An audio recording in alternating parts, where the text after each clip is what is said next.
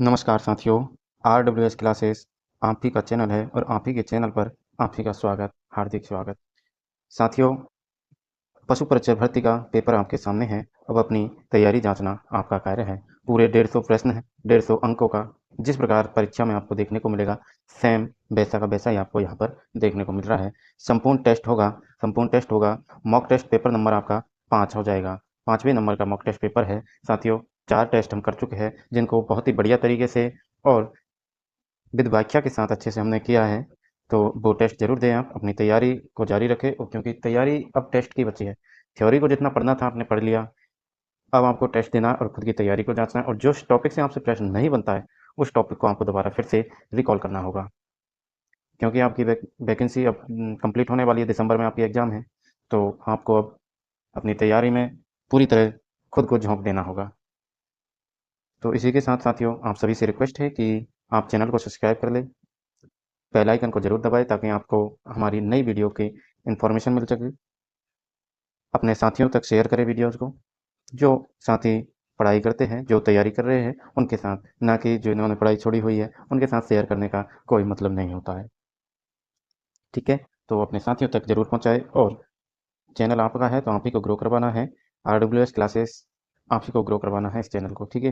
तो ये आपकी ज़िम्मेदारी बनती है। आपके लिए बेहतरीन इम्पोर्टेंट टॉपिक्स को लेकर हम फैक्ट देते हैं, RWS फैक्ट। आप देख सकते हैं प्लेलिस्ट पर जाकर। प्लेलिस्ट में आपको डेली राजस्थान करंट अफेयर्स की शॉर्ट्स मिलती है, उनको जाकर ज़रूर देखें। डेली आपको मॉर्निंग में सुविचार मिलता है, सुविचार के साथ ही आपके शॉर्ट्स आती है करंट अफेयर्स की, जो कि एग्ज़ाम की दृष्टि से महत्वपूर्ण होती है। तीसरा, आपको राजस्थान जीके के टॉपिक्स को भी क्लियर करवाया जा रहा है, बहुत ही छोटे शब्दों में उसको संकलन करके, और फिर आपको दी जाता है। तो ज़रूर देखिएगा। पशु परिचर के आपके टॉपिक भी क्लियर करवाए जा रहे हैं। गाय की नस्लों को आप देखिए, तो टेस्ट टेस्ट सीरीज के अलावा आप गाय की नस्लों को देखिए, पशु परिचर वाली प्लेलिस्ट में आपको मिलेगी। तो कितनी बेहतरीन तरीके से आपको बताई है। आप ज़रूर देखिएगा सारी वीडियोज़। अपनी तैयारी में 4 चाँद लगाने के लिए आप हमारे साथ जुड़िए, और हम आपके साथ जुड़ जाएँगे। धन्यवाद साथियों। अब करते हैं अपन शुरुआत। प्रश्नों की शुरुआत करते हैं। पहला प्रश्न होगा अभी आपके सामने। चलिए, पहला प्रश्न। हम आप सभी जानते हैं कि पहले अपन इधर वाला हिस्सा करेंगे कवर, फिर हम इधर वाला हिस्सा कवर करेंगे। तो जूम करके इसको कवर कर लेंगे, ठीक है? ताकि आपको क्लियर से वर्ड जो है क्लियर आपको दिखे, ठीक है? चलिए, तो पहला प्रश्न है आपकी स्क्रीन पर, ये रहा। प्राचीन सहस्त्रबाहु का विष्णु मंदिर स्थित है। प्राचीन सहस्त्रबाहु का विष्णु मंदिर कहाँ पर स्थित है? तो ये आपका ही नागदा में हो जाएगा। नागदा में हो जाएगा प्राचीन सहस्त्रबाहु विष्णु मंदिर। नागदा कहाँ पर है आपके? नागदा आपके उदयपुर में स्थित है। नागदा आपके उदयपुर में स्थित है। प्राचीन सहस्त्रबाहु भगवान विष्णु को समर्पित मंदिर बना हुआ है यहाँ पर। तो साथियों, जब भी आप प्रश्न या फिर किसी भी चीज़ को याद करो, तो डायरेक्ट जिला याद मत कीजिएगा। जिला के साथ अब आप उस जिले में जो गाँव पड़ रहा है, जो स्थान पड़ रहा है, उस स्थान को भी साथ में याद रखिएगा। जैसा कि आप देख सकते हैं, यहाँ पर आपको दोनों ऑप्शन मिलते हैं, उदयपुर और नागदा। अब कुछ साथी क्या करते हैं कि पढ़ लिया कि भाई सहस्त्रबाहु का जो विष्णु मंदिर है वो उदयपुर जिले में स्थित है। अब वो यहाँ पर गलती क्या करेगा? वो यहाँ पर गलती करेगा आपके कि वो ऑप्शन में उदयपुर सही करेगा, और बोलेगा भाई भाई मैंने तो सही किया, मेरा क्वेश्चन गलत कैसे हो गया? तो मेरे भाई, आपको नागदा, आपका नागदा आपके उदयपुर में ही पड़ता है, नागदा स्थान, और वहाँ पर आपके सहस्त्रबाहु विष्णु जी का मंदिर है। तो आपको क्या करना है? दोनों को ही याद करना है कि उदयपुर में नागदा स्थान पर सहस्त्रबाहु का विष्णु मंदिर बना हुआ है, ठीक है? चलिए, नेक्स्ट प्रश्न देख लेते हैं अपना। नेक्स्ट है 2 नंबर का प्रश्न। नील की खेती के लिए व गुप्तकालीन स्वर्ण मुद्राओं के लिए राज्य में कौन सा स्थान प्रसिद्ध है? तो ब्याना, ब्याना आपके भरतपुर भरतपुर भरतपुर संभाग में पड़ता है, भरतपुर जिले में पड़ता है ब्याना, ठीक है? ब्याना में आपके नील की खेती के लिए और गुप्तकालीन स्वर्ण मुद्राओं के लिए प्रसिद्ध है ब्याना। ब्याना को आपके बाणासुर, बाणासुर, बाणासुर, बाणासुर की नगरी, बाणासुर की नगरी ब्याना को कहा जाता है।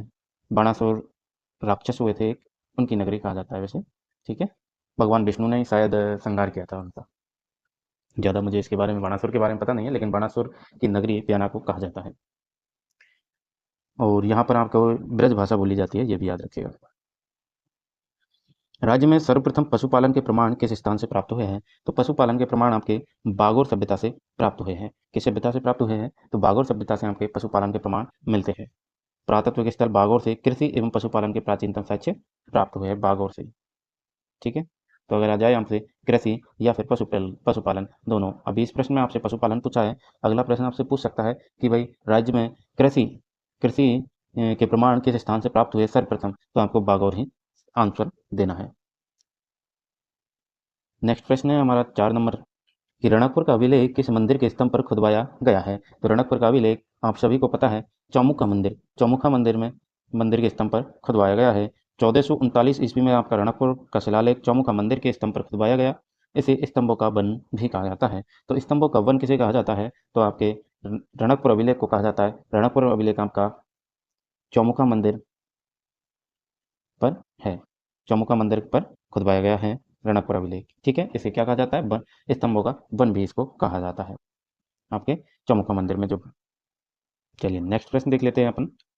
नेक्स्ट है हमारा 5वां प्रश्न आपकी स्क्रीन पर कि किस शासक ने स्वयंभूमि ध्वंस की नीति का अनुसरण किया। तो किस शासक ने स्वयंभूमि ध्वंस की नीति का अनुसरण किया था, तो महाराणा प्रताप जी ने स्वयंभूमि ध्वंस की नीति का अनुसरण किया था।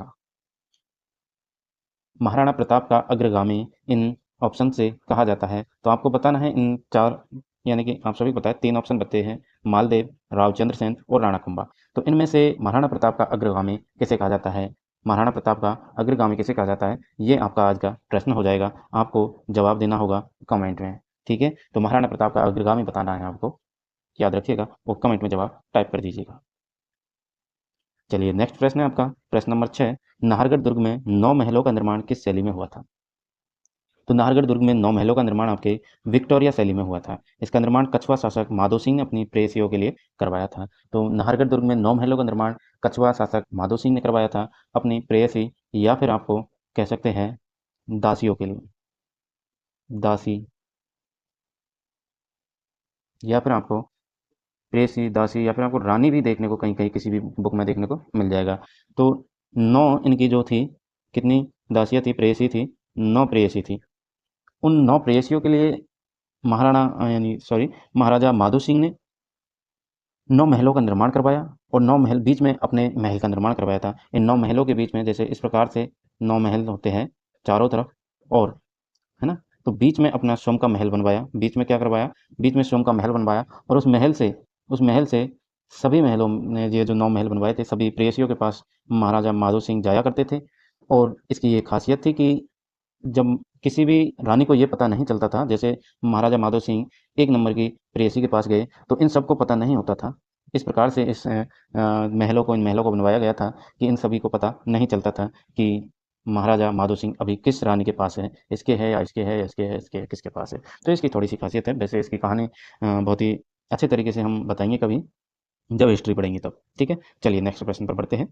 राजशेखर राजशेखर किसके दरबारी कवि थे? तो राजशेखर आपके महेंद्रपाल के दरबारी कवि थे। कवि राजशेखर ने कर्पूर मंजरी व काव्य मीमांसा नामक ग्रंथ लिखा था। कर्पूर मंजरी और काव्य मीमांसा नामक ग्रंथ कवि राजशेखर ने लिखे, और कवि राजशेखर आपके महेंद्रपाल के दरबारी कवि थे। किस वर्ष अलाउद्दीन खिलजी ने जालौर पर विजय प्राप्त की थी? तो जालौर पर विजय 1311 ईस्वी में की थी। 1311 ईस्वी में अलाउद्दीन खिलजी ने विजय प्राप्त की। तो अलाउद्दीन खिलजी ने 1311 में जालौर दुर्ग पर विजय प्राप्त की थी। जालौर दुर्ग के उस वक्त शासक थे हमारे कानरदेव चौहान जी। कानरदेव चौहान के पुत्र थे बीरमदेव। और युद्ध का कारण मैं अगर आपको बताऊं, तो युद्ध का कारण रहा था, एक तो अलाउद्दीन की सेना जो है गुजरात अभियान से लौट रही थी, तो उस टाइम सुल्तान यानी कानरदेव चौहान कानरदेव द्वारा अपने क्षेत्र से कानरदेव के क्षेत्र से गुजर रहे थे। तो गुजरते वक्त कानरदेव ने रास्ता नहीं दिया, तो इस वजह से दोनों के बीच में जो है विरोध उत्पन्न होता है। कानरदेव ने जब गुजरात से जो है ये अलाउद्दीन की सेना गुजरात के काठियावाड़ से सोमनाथ और अन्य मंदिरों को लूट कर आ रही थी, तो उस वक्त कानरदेव ने इसके सेनापति नायक था जैता देवड़ा, उससे आक्रमण करवा दिया, और उस आक्रमण से अलाउद्दीन खिलजी को बड़ी हानि पहुंची। तो उससे बदला लेने के लिए भी अलाउद्दीन खिलजी ने कानरदेव पर यानी जालौर दुर्ग पर आक्रमण किया था। लेकिन जालौर दुर्ग पर आक्रमण करने से पहले सिवाना दुर्ग को जीतना जरूरी होता था। तो सिवाना दुर्ग को क्यों? क्योंकि सिवाना दुर्ग को जो है जालौर दुर्ग की कुंजी कहा जाता है। ये सभी प्रश्न मैं आपको बता रहा हूँ ये कहानी के तौर पे, इनको याद रखना, ध्यान से सुनना, क्योंकि प्रश्न सीधा लिखने से ही नहीं मुँह से जो सवाल निकल रहे हैं, उनसे भी आपको देखने को मिलेंगे, ठीक है? तो सिवाना दुर्ग को क्या कहा जाता है? सिवाना दुर्ग को जालौर दुर्ग की कुंजी कहा जाता है। अब सिवाना दुर्ग पर अपना अलाउद्दीन खिलजी मतलब अपना तो नहीं कह सकते इसे, तो अलाउद्दीन खिलजी ने आक्रमण किया। 1308 में सिवाना दुर्ग को जीता। आक्रमण करवाया था आपके अलाउद्दीन खिलजी के सेनापति थे एन एन मुल्क उल मुल्तानी नाम का एक, उसने आक्रमण किया था। और अपने सिवाना दुर्ग के शासक उस टाइम पे जो थे, वो थे हमारे शीतल देव चौहान, या फिर हम कह सकते हैं सातल देव चौहान। सातल देव चौहान ने जौहर किया था 2 जुलाई, शायद हाँ 2 जुलाई 1308 ईस्वी को सिवाना जो दुर्ग है उस पर अलाउद्दीन खिलजी ने अधिकार कर लिया था। और इसका जो सेनापति था कमालुद्दीन गुर्ग नाम का एक व्यक्ति था, उसको सिवाना किले का प्रतिनिधि घोषित किया और खैराबाद इसका नाम कर दिया था। तो याद रखिएगा सिवाना दुर्ग का नाम क्या रखा? खैराबाद रखा। और उसके बाद में 1311 में आपके अलाउद्दीन जो है जालौर दुर्ग का घेरा डालता है, परंतु इसको क्या है, सफलता नहीं मिलती है। और सफलता नहीं मिलती है तो ये क्या करता है, अपने कानड़देव चौहान के सेनापति थे बीका और दहिया, बीका और दहिया सरदार को प्रलोभन देता है कि मैं आपको शासक बनाऊंगा जालौर दुर्ग का, तो आप मेरे साथ मिल जाइए। तो वो मिल जाते हैं दोनों बेवकूफ़, और उन्हीं के विश्वासघात के कारण जालौर दुर्ग पर अलाउद्दीन का अधिकार होता है। कानरदेव लड़ता हुआ मारा जाता है। किले की महिलाओं ने जौहर किया। उसके बाद में जो है जालौर दुर्ग का नाम 1311 में ही जलालाबाद रख दिया गया। तो सिवाना दुर्ग का नाम क्या रखा था? खैराबाद। और जालौर दुर्ग का नाम जलालाबाद रखा। ठीक है, चलिए अब देखते हैं नेक्स्ट प्रश्न को, क्योंकि काफ़ी थ्योरी इसकी हमने देख ली है जो इम्पोर्टेंट बननी थी। नेक्स्ट प्रश्न है आपके सामने 9वें नंबर का, शारदा एक्ट से संबंधित है। तो शारदा एक्ट किससे संबंधित है? आपका बाल विवाह से संबंधित है शारदा एक्ट। अजमेर के हरविलास शारदा के प्रयासों से 1929 ईस्वी में एक कानून बनाया गया, जिसे संपूर्ण भारत में 1930 में लागू किया गया था, जिसे शारदा एक्ट हम कहते हैं। बाल विवाह की रोक को रोकने के लिए ये एक्ट लाया गया था। चलिए नेक्स्ट है 10वें नंबर का प्रश्न आपके सामने, लोक वाद्य यंत्रों का संग्रहालय कहाँ स्थित है? तो लोक वाद्य यंत्रों का संग्रहालय आपके कहाँ स्थित हो जाएगा? ये आपके उदयपुर में स्थित है। कहाँ स्थित है? उदयपुर में स्थित है। उदयपुर में शिल्प ग्राम पश्चिमी क्षेत्र सांस्कृतिक केंद्र उदयपुर के सहयोग से संचालित है। तो उदयपुर में किस जगह? शिल्प ग्राम आपको याद रखना है। सिर्फ उदयपुर नहीं, शिल्प ग्राम भी आपको याद रखना है। आपको यहाँ अजमेर की जगह आपका शिल्प ग्राम अगर होता, शिल्प ग्राम ऑप्शन में अगर होता, तो आपका राइट आंसर क्या होता?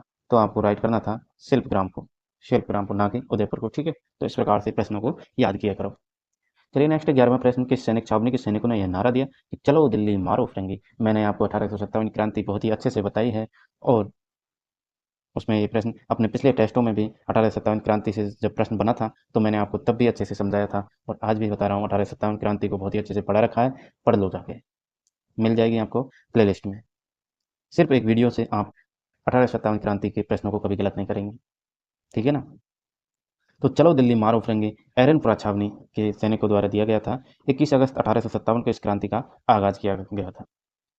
अच्छा चलिए बताइए, मैंने आपको पिछली जो टेस्ट था उसमें भी बताया है कि अपनी जो 1857 क्रांति के समय छावनियाँ कितनी थी और कितनी छावनियाँ थी, उसकी ट्रिक मैंने आपको बताई थी। वो ट्रिक अपनी कमेंट में लिख दीजिए। अगर आपने सच में टेस्ट दिया है तो आपको वो ट्रिक आनी चाहिए, ठीक है? छावनियाँ तो अपने 6 थी, 6 छावनियाँ थी। कौन कौन सी थी और ट्रिक क्या थी? तो ट्रिक थी मेरे दोस्त, ट्रिक थी आपकी ए नन्ही ब्याह देखन चली। देखिएगा वो क्लास, उसमें मैंने बहुत ही अच्छे तरीके से याद करवाया है। ए नन्ही ब्याह देखन चली, ए नन्ही ब्याह देखन चली। ए से आपका एरनपुरा होना था, न से आपका नसीराबाद, नी से आपकी नीमच छावनी, और ए नन्ही ब्याह देखन चली, ब्याह यानी कि ब्यावर छावनी, देखन यानी कि दे से आपकी देवली, और ख से आपकी खैरवाड़ा छावनी। इस प्रकार से आपकी 6 छावनियों को मैंने बहुत ही अच्छी तरीके से बताया हुआ है। तो आपका क्या करना है अब? आपको वो टेस्ट ज़रूर देखना है और उन उसको अच्छे से समझना है। टेस्ट ही नहीं, टेस्ट तो आप देंगे ही। आपको 1857 की क्रांति को मैंने बहुत ही अच्छी तरीके से समझाया हुआ है। आप वो एक बार ज़रूर देखें वीडियो, लगभग 1 घंटे का होगा, और 1 घंटे में आपके 1857 की क्रांति से कोई भी प्रश्न बाहर नहीं जाएगा, गारंटी के साथ बोलता हूँ। चलिए बढ़ते हैं आगे, आप देख लीजिएगा वीडियो में जाकर 1857 क्रांति, क्योंकि यहाँ से प्रश्न तो फिक्स से बनना है, तो आपको पढ़नी ही है, तो एक बार ज़रूर देखें।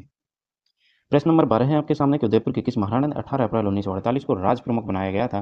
तो उदयपुर के किस महाराणा को 18 अप्रैल 1948 को राज प्रमुख बनाया गया था? तो आपके भूपाल सिंह उदयपुर के महाराजा थे, इन्हें महाराणा थे, इन्हें राज प्रमुख बनाया गया था।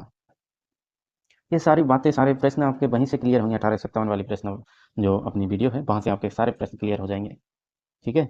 निम्न में से कौन सा राजस्थान के मुख्यमंत्री का पद नहीं है? तो राजस्थान के मुख्यमंत्री का पद नहीं है आपके राजस्थान राज्य मानवाधिकार आयोग का अध्यक्ष, ये नहीं है, ये गलत हो जाएगा। बाकी आपके अंतर्राज्यीय परिषद का सदस्य होना सही है, पद है। राष्ट्रीय विकास परिषद का सदस्य और मुख्यमंत्री सलाहकार समिति का अध्यक्ष, ये सभी पद जो है राजस्थान के मुख्यमंत्री के पास है, मुख्यमंत्री के पद है। लेकिन राजस्थान राज्य मानवाधिकार आयोग का अध्यक्ष ये पद मुख्यमंत्री हमारे भजन लाल के पास नहीं है, ऐसे समझिए। ठीक है। नेक्स्ट प्रश्न है आपका, महाराणा सांगा के समकालीन मुजफ्फर शाह द्वितीय कहाँ का शासक था? महाराणा सांगा के समय मुजफ्फर शाह द्वितीय शासक था, वो कहाँ का था? तो वो आपके गुजरात का था। 1511 ईस्वी में गुजरात के शासक महमूद शाह बेगड़ा की मृत्यु के बाद मुजफ्फर शाह द्वितीय गुजरात का शासक बनता है।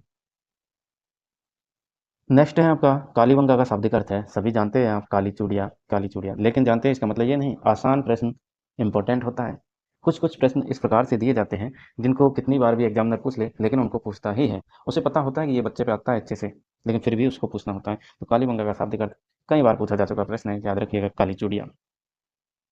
यहाँ खुदाई के दौरान मिली काली चूड़ियों के टुकड़ों के कारण कालीबंगा सभ्यता का नाम कालीबंगा रखा गया था। चलिए नेक्स्ट है आपका 16वां प्रश्न कि किस प्रतिहार राजा के काल में प्रसिद्ध ग्वालियर प्रशस्ति की रचना की गई थी? तो भोज प्रथम के काल में ग्वालियर प्रशस्ति की रचना की गई थी। ग्वालियर प्रशस्ति मिहिर भोज प्रथम 836-885 ईस्वी के समय रची गई थी। राजस्थान के राजाओं में वह कौन सा शासक था जो अपनी सेना के साथ 1857 के संग्राम में सहायता हेतु राज्य से बाहर गया था? यह आपका बीकानेर के थे, बीकानेर का था सरदार सिंह बीकानेर का, जो कि कहाँ गया था? राज्य से बाहर गया। राज्य से बाहर कहाँ गया? तो ये गया था आपके पंजाब। पंजाब में जाकर इसने हमारे जो सैनिक थे 1857 की क्रांति के क्रांतिकारी थे, उनको दबाया था इसने। पंजाब में जाकर अंग्रेजों की सहायता की थी। ठीक है। चलिए नेक्स्ट है आपका, कालीबाई भील का निवास स्थान था? तो कालीबाई भील का निवास स्थान रास्तापाल था, बिल्कुल सही बात है। कांड कहाँ हुआ? रास्तापाल कांड डूंगरपुर में 1947 को होता है। कालीबाई व अन्य नाना भाई खाट शहीद हुए थे। नाना भाई खाट और कालीबाई, नाना भाई खाट कौन थे? नाना भाई खाट कालीबाई के टीचर थे, ठीक है। तो नाना भाई खाट कौन थे? नाना भाई खाट कालीबाई के टीचर थे, और 1947 को डूंगरपुरा रास्तापाल कांड, कालीबाई, ये जो घटना कांड है ये घटता है। नेक्स्ट है आपका, किस दुर्ग का प्रवेश द्वार नौलखा दरवाजा के नाम से जाना जाता है? तो नौलखा दरवाजा आपका रणथंभौर दुर्ग के प्रवेश द्वार को कहा जाता है। नाहरगढ़ दुर्ग का अन्य नाम क्या हो जाएगा? तो नाहरगढ़ दुर्ग का अन्य नाम आपके सुदर्शनगढ़ होता है, सुदर्शनगढ़ होता है। यह दुर्ग भगवान श्री कृष्ण के मुकुट की आकृति के समान है, जिसकी आकृति जयपुर नगर से भी मिलती है। इस दुर्ग को सुदर्शनगढ़ या फिर हम कहे सुलक्षणगढ़ भी कहा जाता है। क्या कहा जाता है? सुलक्षणगढ़, सुदर्शनगढ़, नाहरगढ़, नाहरगढ़, सुदर्शनगढ़, सुलक्षणगढ़। श्री कृष्ण के मुकुट के आकृति के समान इसकी आकृति है, जयपुर नगर से भी इसको मिलती है, और इसीलिए इसे सुदर्शनगढ़, सुदर्शनगढ़, सुदर्शन भगवान श्री कृष्ण को, सुदर्शन चक्र भगवान श्री कृष्ण के पास, तो इसीलिए सुदर्शनगढ़ कहा गया, और सुलक्षणगढ़ भी इसे कहते हैं। उत्तरोत्तरादि याद रखिएगा, इंपॉर्टेंट है, बहुत ही इंपॉर्टेंट। मंकी वैली जयपुर का बनारस कहा जाता है, बहुत ही इंपॉर्टेंट। गलता जी मंदिर, गलता जी मंदिर कभी जयपुर जाए तो गलता जी जरूर जाना। ये प्रश्न कई बार एग्जामिनर का मतलब फेवरेट रहा है, बहुत बार पूछा जा चुका प्रश्न है और हमेशा पूछता है, तो याद रखिएगा इसको। यह मंदिर रामानुज संप्रदाय से संबंधित है, तो एक तो इन संप्रदाय को याद रखिएगा। यह स्थान गालव ऋषि की तपोस्थली है, तो तपोस्थली तो ज़्यादा नहीं पूछा गया है, लेकिन आपसे संप्रदाय के बारे में पूछा जा चुका है। उत्तर तोता उत्तर तोत्राद्रि या फिर मंकी वैली या फिर जयपुर का बनारस, इन सभी नामों से प्रश्न पूछा जा चुका है, तो याद रखिएगा गलता जी को कहा जाता है। चलिए, रामानुज संप्रदाय से संबंधित है और इसका जो स्थान है वो गालव ऋषि की तपस्थली थी। चलिए नेक्स्ट प्रश्न है आपका कि राजस्थान के, अच्छा 29वां आ गया है, चलिए मामा भांजा, इधर आ जाइए। मामा भांजा मंदिर कहाँ स्थित है? तो मामा भांजा आपके बारां में स्थित है, इसे फुलदेवरा कहते हैं। यह बारां की अटरू तहसील में स्थित है। मामा भांजा छतरी आपके जोधपुर में स्थित है। तो अगर छतरी आपसे पूछी जाए, मामा भांजा की छतरी कहाँ है? तो जोधपुर में है। जोधपुर में भी मेहरानगढ़ दुर्ग के यहाँ पर है। ठीक है। और मंदिर अगर पूछा जाए, मामा भांजा मंदिर, तो ये आपके बारां में हो जाएगा। बारां में इसे फूल देवरा भी कहा जाता है, और बारां की अटरू तहसील में आपसे पूछा जा सकता है कि कहाँ पर है? तो 12 की जगह आपको अगर अटरू तहसील भी देखने को मिल सकता है ऑप्शन में, तो अटरू तहसील भी याद रखिएगा। चलिए नेक्स्ट प्रश्न है, जयपुर के महाराजा स्कूल की स्थापना किस वर्ष हुई थी? तो जयपुर के महाराजा स्कूल की स्थापना 1844 ईस्वी में हुई थी। नेक्स्ट है, जाट सूरजमल द्वारा निर्मित सलीम सागर तालाब व सूरज कुंड स्थित है। तो सलीम सागर और सूरज कुंड, पहली बात तो आपको ये पता है कि जब जाट सूरजमल जी भरतपुर के शासक थे, भरतपुर डीग, तो वहीं पर बनवाएंगे ना, ये थोड़ी नागौर में जाकर बनवा देंगे। तो कॉमन सेंस भी कुछ प्रश्नों में लगाना जरूरी होता है, ठीक है। तो सलीम सागर तालाब और सूरज कुंड आपके भरतपुर हो जाएंगे। काठल का ताजमहल किसे कहा जाता है? तो काठल का ताजमहल नाम से प्रसिद्ध काका जी की दरगाह स्थित है। यानी काका जी की दरगाह और काठल का ताजमहल दोनों एक ही हो गए। अलग अलग प्रश्न बन सकते हैं, काका जी की दरगाह कहाँ स्थित है, या फिर कह सकते हैं काठल का ताजमहल कहाँ स्थित है। तो आपको याद रखना है प्रतापगढ़। प्रतापगढ़ में प्रतापगढ़ में स्थित इस दरगाह को कर्नल जेम्स टॉड ने काठल के ताजमहल की संज्ञा दी, क्योंकि यह दरगाह पूर्णतः सफेद संगमरमर से बनी हुई है। तो काठल जो प्रदेश है आपका, ये प्रतापगढ़ और डूंगरपुर के जो बीच का एरिया है वो काठल प्रदेश है। और काठल की ताजमहल आपके और काका जी की दरगाह प्रतापगढ़ में ही स्थित है। इसकी जो संज्ञा दी थी कर्नल जेम्स टॉड ने, कहा था काठल का ताजमहल। क्यों कहा था? क्योंकि ये पूर्णतः संगमरमर से बना हुआ है, ठीक है। चलिए, ये जो दरगाह है ना, मुगल चित्रकला का प्रभाव किस शैली पर दृष्टिगोचर नहीं होता है? तो आपके जैसलमेर की जो शैली है, इधर मुगल चित्र शैली का प्रभाव आपको देखने को नहीं मिलेगा। जैसलमेर चित्रकला शैली पर किसी भी शैली का प्रभाव नहीं पड़ा। यह बाहरी प्रभाव से मुक्त शैली थी, मुक्त शैली थी। आपके जयपुर में तो नॉर्मल सी बात है, मुगलों का पड़ना ही है ना। तो याद रखिएगा, जैसलमेर में आपके किसी भी शैली का प्रभाव नहीं पड़ता है, मुगल ही नहीं, किसी भी शैली का नहीं पड़ता।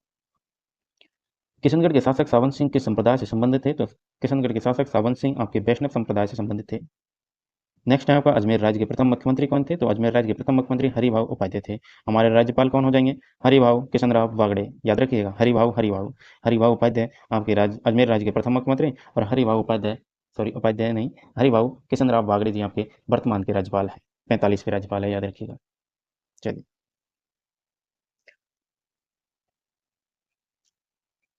नेक्स्ट प्रश्न है आपका, 29वें नंबर का, राजस्थान के मुख्यमंत्रियों में निम्न में से कौन भ्रष्टाचार उन्मूलन समिति 1962 के सदस्य रहे हैं? तो ये हो जाएंगे आपके टीकाराम पालीवाल जी, टीकाराम पालीवाल। नेक्स्ट है, मालवी व निमाड़ी किस क्षेत्र की बोली है? तो मालवी और निमाड़ी आपके दक्षिणी पूर्वी राजस्थान की बोली है, दक्षिण पूर्वी राजस्थान। नेक्स्ट प्रश्न है आपका, साहित्य का वह काव्य जिसमें युद्ध व नायक की वीरता का वर्णन किया जाता है, क्या कहलाता है? तो रासो कहलाता है। जिस काव्य में युद्ध और नायक की वीरता का वर्णन होता है उसे कहते हैं रासो, ठीक है। चलिए, नेक्स्ट है आपका, मध्यकालीन मेवात के प्रसिद्ध संत कौन हुए? तो मध्यकालीन मेवाड़ के, यानी मेवात के, सॉरी, मध्यकालीन मेवात के प्रसिद्ध संत आपके लालदास जी हुए। लालदास जी मध्यकालीन मेवात के प्रसिद्ध संत थे। नेक्स्ट है आपके, राजस्थान के वह लोक देवता जिनकी गणना राजस्थान के प्रमुख पंचपीरों में नहीं की जाती, नहीं की जाती।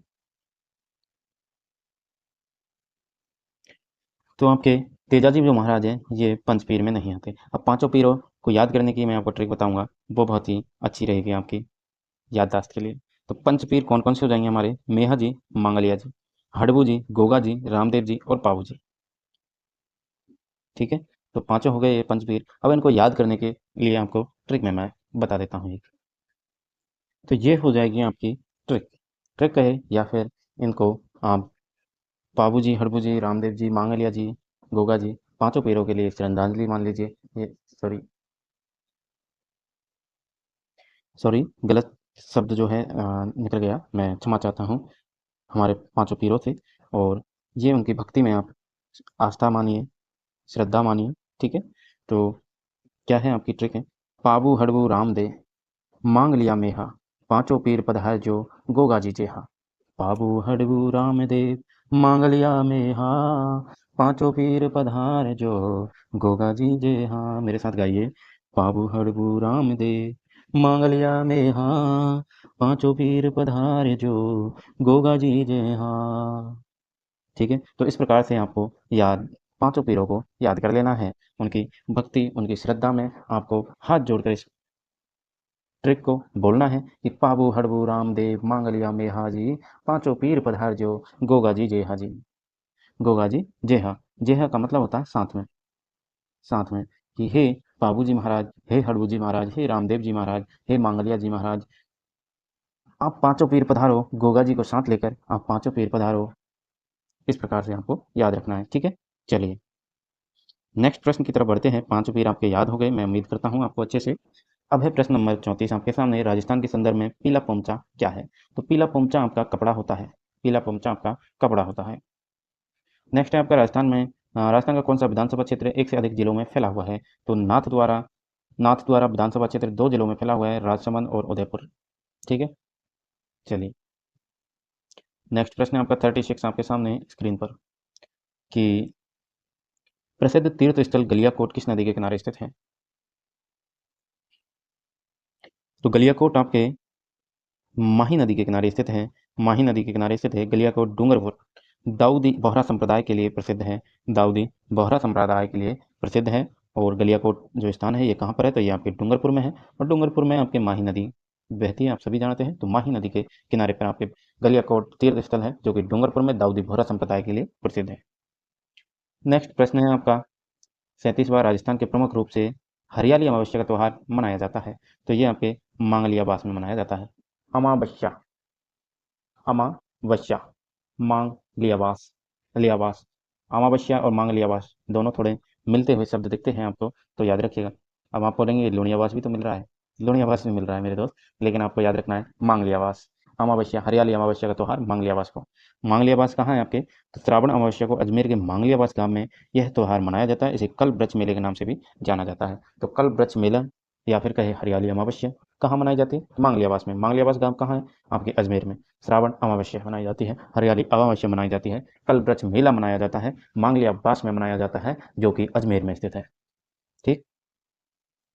चारवैत जो राजस्थान की प्रचलित लोक गायन शैली है, कहाँ की प्रसिद्ध है चारवैत आपके? तो चारवैत आपके टोंक की प्रसिद्ध हो जाएगी। टोंक की प्रसिद्ध है, जो कि लोक गायन शैली है चारवैत, टोंक की प्रसिद्ध है। नेक्स्ट प्रश्न है आपका बंजारा जाति की स्त्रियों द्वारा चांदनी रात में नव यौवना मछली का स्वरूप धारण कर कौन सा नृत्य किया जाता है? यानी कि बंजारा जाति की जो स्त्रियां होती है वो चांदनी रात में नव यौवना मछली का स्वरूप धारण करती है और फिर नृत्य करती है। तो वो नृत्य हो जाएगा आपका मछली नृत्य। मछली नृत्य हो जाएगा, क्योंकि नवयौवना मछली का स्वरूप मछली, मछली से मछली हो जाएगा आपका। तो यह नृत्य बंजारा जाति की स्त्रियों द्वारा चांदनी रात में खेतों में किया जाता है। इस नृत्य में नवयौवना मछली का स्वरूप धारण किया जाता है। ठीक है, चलिए नेक्स्ट प्रश्न 40वां कि भगवान शिव पार्वती का वह वाद जिसे मंडी खाल पर जो आटा चिपटा कर बनाया जाता है, मंडी खाल पर आटा चिपटा कर बनाया जाता है, भगवान शिव पार्वती का वाद्य यंत्र है आपके मांदल। मांदल हो जाएगा। मांदल भगवान शिव और पार्वती का प्रमुख वाद्य है। इसकी आकृति मृदंग के समान है, लेकिन यह मिट्टी से बना होता है। याद रखिएगा, मिट्टी से बना होता है, मृदंग के समान आकृति है। मांदल आपके भगवान शिव और पार्वती का प्रमुख वाद्य यंत्र है, जिसका उपयोग मंडी खाल पर जौ का आटा चिपटा कर किया जाता है, बनाया जाता है। ठीक है। नेक्स्ट है अति प्राचीन नौचकिया जैन मंदिर किस भगवान का है? अति प्राचीन नौचकिया जैन मंदिर आपके आदिनाथ का है। आदिनाथ नौचकिया जैन मंदिर, आदिनाथ नौचकिया जैन मंदिर। चलिए नेक्स्ट प्रश्न देख लेते हैं 42वें नंबर का कि किस संत को राजस्थान का कबीर कहा जाता है? तो किस संत को राजस्थान का कबीर कहा जाता है? तो आपके दादू दयाल जी को राजस्थान का कबीर कहा जाता है, आप सभी जानते हैं। और संत दादू दयाल ने कबीर की तरह लोक भाषा में राजस्थान में निर्गुण भक्ति आंदोलन फैलाया था, इसलिए इन्हें राजस्थान का कबीर कहा जाता है, दादू दयाल जी को। नेक्स्ट है सुराणा व दुग्गड़ जाति की कुल देवी माँ सुसवाणी का धाम कहाँ स्थित है? सुराणा और दुग्गड़ जाति की कुल देवी माँ सुसवाणी का धाम आपके बीकानेर में स्थित है। कहाँ स्थित है? बीकानेर में स्थित है। सुराणा और दुग्गड़ जाति की कुल देवी है माँ सुसवाणी, उनका धाम आपको बीकानेर में देखने को मिलेगा। तेरह ताली नृत्य आपको बहुत ही इंपॉर्टेंट प्रश्न आ चुका है, कई बार पूछा जा चुका है, कई बार पूछा जा चुका है, एग्जामिनर का फेवरेट प्रश्न। तेरह ताली नृत्य किस लोक देवता को समर्पित है? तो ये आपके रामदेव जी को समर्पित है, रामदेव जी को समर्पित है। तेरह मजीरों की खनकती ताल पर नृत्य करने के कारण ही इस नृत्य को तेरह ताली नृत्य कहा जाता है। यह नृत्य कांवड़ जाति की महिलाओं के द्वारा रामदेव जी के मेले में किया जाता है। चलिए नेक्स्ट प्रश्न देखें। 45वां प्रश्न है आपकी स्क्रीन पर, निम्न में से कौन सा बांध बीणा के आकार का होता है एवं बीणा का प्रारंभिक रूप कहा जाता है? तो जंतर जो है आपके बीणा के आकार का ही होता है और बीणा का प्रारंभिक रूप जंतर को कहा जाता है। इसका मुख्यतः प्रयोग बगड़ावतों की कथा कहने वाले भूपे करते हैं और देवनारायण जी के फड़के में प्रयोग किया जाता है। जब देवनारायण जी के फड़ का वाचन किया जाता है तो आपके जंतर वाद्य यंत्र के साथ किया जाता है। मृदा में लवणीयता की समस्या का समाधान क्या है? तो लवणीयता की समस्या का समाधान है आपके खेतों में रॉक फॉस्फेट का प्रयोग कीजिए। किसका प्रयोग करना है आपको? रॉक फॉस्फेट का प्रयोग करना है। सोने की भुकिया दिलवारा पेटी स्थित है। तो सोने की भुकिया दिलवारा पेटी कहाँ स्थित है? आपके बांसवाड़ा जिले में। तो बांसवाड़ा में सोने की भुकिया है, दिलवारा पेटी है। ठीक। राजस्थान का प्रथम वस्त्र उद्योग स्थापित हुआ था। तो राजस्थान का प्रथम वस्त्र उद्योग आपके ब्यावर अजमेर में हुआ था, ब्यावर अजमेर में। राजस्थान की प्रथम सूती वस्त्र की फैक्ट्री 1889 में दामोदर दास राठी के प्रयासों से ब्यावर में स्थापित की गई थी। ठीक है, चलिए नेक्स्ट है आपका 49वां प्रश्न। मध्य अरावली क्षेत्र की सबसे ऊंची चोटी कौन सी है? तो मध्य अरावली अरावली क्षेत्र की सबसे ऊंची चोटी आपके तारागढ़ हो जाएगी, तारागढ़ हो जाएगी। मध्य अरावली क्षेत्र की प्रमुख चोटी आपके जो सबसे ऊंची चोटी तारागढ़ हो जाएगी। और ये कहाँ पर है आपके? तो ये आपके अजमेर में है, अजमेर जिले में। ठीक है, तारागढ़। महाराज जी यानी गौरम जी, महाराज जी या गौरम जी, टॉडगढ़ ब्यावर 933 से 934 मीटर इसकी ऊंचाई रह जाएगी। तारागढ़ आपके अजमेर में 870 मीटर है और नाग पहाड़ आपके अजमेर में ही 795 मीटर है। तो 870 आपके मध्य अरावली की अगर पूछी जाए तो मध्य अरावली आपके अजमेर में पड़ता है। मध्य जो अरावली का मध्य क्षेत्र है वो अजमेर में पड़ता है। और अजमेर में आपके तारागढ़ जो चोटी है वो सबसे ऊंची है 870 मीटर की। ठीक है, वैसे पास में नाग पहाड़ भी है लेकिन उसकी 795 मीटर ऊंचाई है। नेक्स्ट है आपका 50वां प्रश्न। राजस्थान में शुष्कतम जिला कौन सा है? तो शुष्कतम जिला आपके जैसलमेर हो जाएगा। सिंपल सी बात है कि राजस्थान का सबसे शुष्क जिला जैसलमेर तथा सबसे शुष्क स्थान फलौदी हो जाएगा। ठीक है, तो सबसे शुष्क स्थान कौन सा हो जाएगा? फलौदी हो जाएगा। चलिए तो साथियों आज के लिए इतने ही प्रश्न रखते हैं, क्लास थोड़ी लंबी हो गई तो 50 प्रश्न आज कर लेते हैं। अगले 51 नंबर प्रश्न से हम अगला पार्ट में कर लेंगे। ठीक है, 50 प्रश्न आज हो गए आपके। कल आपका 50 जो है अगले जो है 150 के 150 कंप्लीट टेस्ट कर दिया जाएगा। मतलब हमारी क्या रहेगी रणनीति अब हमारी ये रहने वाली है कि 2 पार्टों में हम करने वाले हैं, है ना? क्योंकि आप सभी को मालूम है पेपर बहुत बड़ा है, 3 घंटे का पेपर है, जिसको हम 1 घंटे में करना चाहें तो वो कवर नहीं होता है। फिर उसे कहते हैं घास काटना, तो वो अपन नहीं करेंगे, घास काटने का काम अपन नहीं करेंगे। अपन जो है अच्छे से करेंगे, आराम से प्रश्नों को याद करते हुए। ठीक है? अब इतने ज़्यादा प्रश्न हो जाते हैं तो वो याद नहीं रह पाएँगे। इसलिए मैंने सोचा है कि बाकी आप कमेंट करके सजेस्ट कर सकते हैं। आप बता सकते हैं कि आपको लिए ठीक क्या है आपके लिए। पूरे 150 प्रश्न करवाना एक ही क्लास में या फिर पार्टों में डिवाइड करके करवाना। ठीक है? तो आप ज़रूर बताइएगा, अपनी राय रखिएगा। बाकी मेरा डिसीज़न ये है कि 50% काफ़ी है पार्ट 1 के लिए और पार्ट 2 में आपका संपूर्ण करवा दिया जाएगा। इस प्रकार से हम टेस्ट सीरीज को आगे बढ़ाते हुए चलेंगे। ठीक है? बाकी आपसे प्रश्न देते हैं आपको कि राजस्थान में ये 51वां प्रश्न है, इसको पढ़ लीजिए और इसका आंसर आप बताना है आपको। राजस्थान में निम्न में से कौन सा मृदा का सर्वाधिक उपजाऊ प्रकार माना जाता है? पीली मृदा, बालू मृदा, जलोढ़ मृदा या लाल एवं पीली मिश्रित मृदा? आप कमेंट में इसका आंसर दीजिएगा। यही आपके लिए आज का लास्ट प्रश्न रहेगा। ठीक है? मिलते हैं नेक्स्ट इसी टेस्ट में, टेस्ट सीरीज में आपसे, और इसका पार्ट 2 लेकर आएंगे, यानी आगे के प्रश्नों को कवर करेंगे हम। ठीक है, आज के लिए इतना ही। क्लास को आप शेयर कर दीजिए, सब्सक्राइब कर लीजिए चैनल को, बेल आइकन को दबा लीजिए। और ग्रो करवाने में, चैनल को ग्रो करवाना आप ही का काम है, तो आपको जितना आप शेयर करेंगे उतना ही अच्छा है। ठीक है, चलिए मिलते हैं नेक्स्ट टाइम नेक्स्ट वीडियो के साथ, यानी कि वीडियो यही रहेगी, प्रश्न आपके आगे बढ़ जाएंगे टेस्ट सीरीज के। चलिए धन्यवाद साथियों।